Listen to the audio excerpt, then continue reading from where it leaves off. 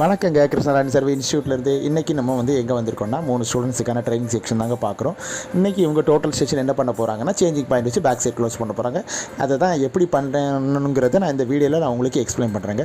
First எங்கே machine மாற்றணுமோ அந்த இடத்துல ஒரு பாயிண்ட் வச்சு ப்ரிசம் வச்சு அதனுடைய கோஆர்டினேட்டை அப்சர்வ் பண்ணணும். அதுக்கப்புறம் மிஷினை கலட்டி அந்த இடத்துல செட் பண்ணணுங்கிற இதில் டோட்டல் ஸ்டேஷனை பொறுத்தவரை இருக்கிறது ரொம்ப முக்கியமான சிலபஸ் இந்த சிலபஸ் தான். நீங்கள் இன்ஸ்ட்ருமெண்ட்டை மாற்றினதுக்கப்புறம் அந்த பாயிண்ட்டில் ஃபஸ்ட்டு இன்ஸ்ட்ருமெண்ட்டை ப்ராப்பராக செட் பண்ணணும். செட் பண்ணதுக்கப்புறம் இன்ஸ்ட்ருமெண்ட்டினுடைய ஸ்டேஷன் வேல்யூ கொடுக்கணும். ஸ்டேஷன் அப்படிங்கிறது நம்ம மிஷின் எங்கே இருக்கோ அதுதான் ஸ்டேஷன். அதனுடைய வேல்யூ தான் ஸ்டேஷன் கோஆர்டினேட் சொல்லுவோம். இப்போ மிஷின் இந்த இடத்துல ஷிஃப்ட் பண்ணதுனால இந்த இடத்தோட கோஆர்டினேட் அவங்க ஆல்ரெடி அங்கேருந்து பிரிசம் வச்சு பிடிச்சாங்க, அதை நோட் பண்ணியிருக்காங்க. அதை இன்புட் பண்ணுறாங்க. இன்புட் பண்ணதுக்கப்புறம் அடுத்த ஸ்டெப்பில் ஓரியன்டேஷனுங்கிற ஒரு வார்த்தை இருக்கும். ஓரியன்டேஷனில் போனால் ஆங்கிள் கோஆர்டினேட்டான்னு கேட்கும்.